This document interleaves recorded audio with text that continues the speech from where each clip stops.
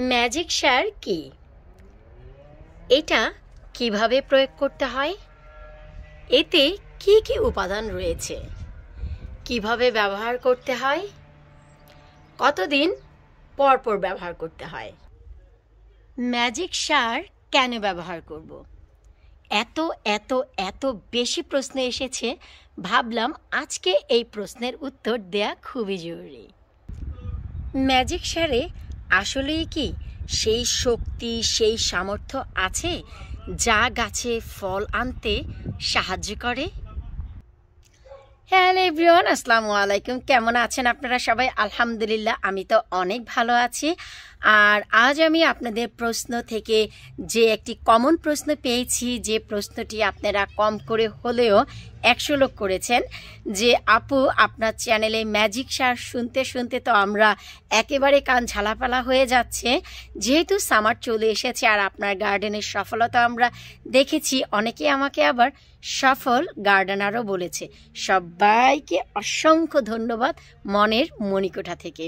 তো যাই হোক, আজ আমি আপনাদেরকে এক্সপ্লেন করব ম্যাজিক সার কি, ম্যাজিক সার কিভাবে বানাতে হয়, ম্যাজিক সারে কি কি রয়েছে, কেন ব্যবহার করব, ম্যাজিক সার দিলে কি উপকার হয়, কতদিন পর পর দিতে হবে, কি কি গাছে আমরা ব্যবহার করতে পারবো। তো চলুন আমরা সবার শুরুতে একটি একটি করে প্রশ্নের উত্তর দেই। আর সবার আগে বলবো, ভিডিওটি ভালো লাগলে, আপুকে যদি ভালোবাসেন, আপুর ভিডিও দেখে এতটুকু যদি উপকৃত হন, প্লিজ ভিডিওটি সবার সাথে শেয়ার করবেন। চ্যানেলে নতুন এসে থাকলে চ্যানেলটি সাবস্ক্রাইব করবেন, ফেসবুক পেজটি ফলো করে সাথেই থাকবেন। এতে করে আমার গার্ডেনের সব ট্রিপস তথ্য আপনাদের কাছে চলে যাবে একেবারে আসল সামার আগেই, যেন আপনাদের গার্ডেনেও হাসি খুশি দিয়ে, লাউ কুমড়ো দিয়ে সব শাকসবজি ভরে যায়। তো যাই হোক, চলুন আমরা প্রশ্নের উত্তর দেই। ম্যাজিক সার কি? ম্যাজিক সার হচ্ছে একটি বাচ্চার মেইন সলিড ফুড, যেমন ঠিক তেমন। আমি আরও একটু এক্সপ্লেন করি আপনাদের বোঝার সুবিধার্থে। একটি বাচ্চা যখন জন্মায় তখন মায়ের বুকের দুধ খায়, ফর্মুলা দুধ খায়। এরপর বাচ্চাটি কিন্তু দ্রুত বাড়ার জন্য আমরা তাকে সলিড ফুড দেই। তো ম্যাজিক সার হচ্ছে সলিড ফুড। তো আশা করি বুঝতেই পারছেন যে ম্যাজিক সার কি। ম্যাজিক সার হচ্ছে এমন একটি সার যাতে নেই এমন কিছু নেই।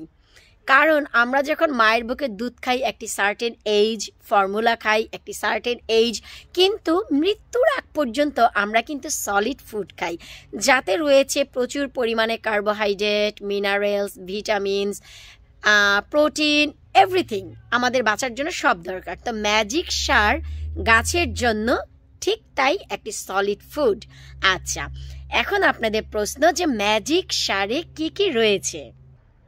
এবার হচ্ছে কথা রে ভাই, সুখের সাথে জানাবো ম্যাজিক সারে নেই এমন কোনো কিছুই নেই।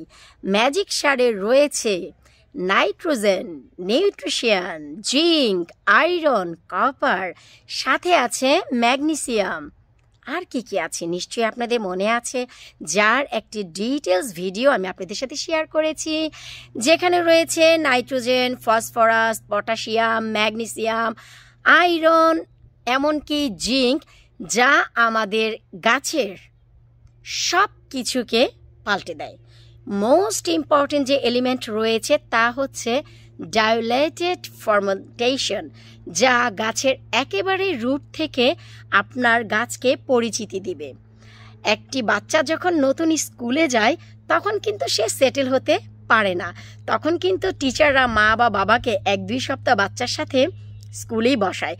কিন্তু আপনারা যদি সেই বাচ্চার সাথে ঘরোয়া কোনো খেলনা সহ পাঠান, তাহলে কিন্তু বাচ্চা তার খেলনা পেয়ে কিছুটা সেটেল হয়ে যায়। ঠিক তেমনি আমাদের ডাইলেটেড যে জিনিসটি, তা হচ্ছে এই ম্যাজিক সারে রয়েছে, যা গাছের রুট থেকে তাকে পরিচিতি দেয়, তুমি হচ্ছ সেই। কারণ আমি যখন গাছ লাগাই প্রত্যেকটি বীজে আমি ডাইলেটেড যে সার তা ব্যবহার করি, আর ম্যাজিক সারেও সেই উপাদানটি রয়েছে। চলুন ডিটেলস আমরা এক্সপ্লেন করি। নাইট্রোজেন, নিউট্রিশন, যা আপনার গাছকে সতেজ রাখবে, সবুজ রাখবে। নাইট্রোজেন না হলে কিন্তু গাছের পাতা কখনোই সবুজ হবে না, হেলদি হবে না। এনাফ পরিমাণ ফসফরাস ম্যাগনেসিয়াম থাকার কারণে আপনার গাছের প্রত্যেকটি ফুল ও ফল টিকে যাবে। আর এই সারটি প্রয়োগ করার ফলে অধিক ফলন আসবে।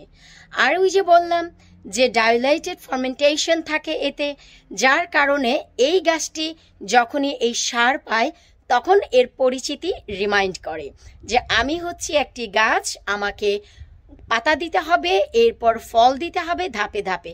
কারণ গাছের বীজ যখন জার্মিনেট করা হয় তখন সেই ডাইলাইটেড যে সার তা ব্যবহার করা হয়। আর তা কি? তা হচ্ছে কফি। আর কফির ভিতরে যে ডাইলেটেড ফার্মেন্টেশন থাকে, যা আমাদের ম্যাজিক সার বানানোর ফলে সেই ফার্মেন্টেশনে রূপান্তরিত হয়, যে কারণে আমাদের এই গাছগুলো এত সুন্দর হেলদি, এত সুন্দর হয়। তো ম্যাজিক সার কি? ম্যাজিক সার হচ্ছে গাছপালার জন্য সলিড ফুড, যা খেয়ে তারা একেবারে মাঝামাঝি বয়স থেকে, কারণ একেবারে ছোট অবস্থায় কিন্তু আমরা ম্যাজিক সার ব্যবহার করি না। বীজ থেকে যখন গাছটি বের হয়, যখনই গাছটি একটু ছোট হয়, ঠিক চারা অবস্থা থেকে আমরা এই ম্যাজিক সার ব্যবহার করি।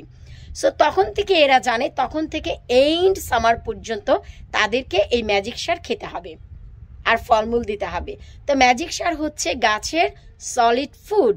আর ম্যাজিক সার কি দিয়ে বানাতে হয়, যার একটি ডিটেলস ভিডিও আমার চ্যানেলে আছে কিভাবে বানাতে হয়। এই ভিডিওর নিচে এবং উপরে আমি লিঙ্কটি দিয়ে দিব, আপনারা সেখান থেকে দেখে নিতে পারবেন। আর ম্যাজিক সার কতদিন পর পর ব্যবহার করতে হয়? আপনারা 15 দিন পর পর ম্যাজিক সার ব্যবহার করতে পারবেন। আরও প্রশ্ন করেছেন যে ম্যাজিক সার যে কোনো গাছে ব্যবহার করতে পারবেন কিনা। ভাইরে, বুড়ো খোকা ছোট বড় সবাই, ছোট বয়স থেকে নিয়ে মেজু বয়স থেকে নিয়ে মাঝারি থেকে বড় থেকে খোকা থেকে বৃদ্ধ, তার মানে হচ্ছে ছোট বাচ্চা থেকে নিয়ে দাদা পর্যন্ত সলিড ফুড খায়। তো গাছও ঠিক তেমন, একেবারে যে কোনো গাছের জন্য এই সলিড ফুড মানানসই।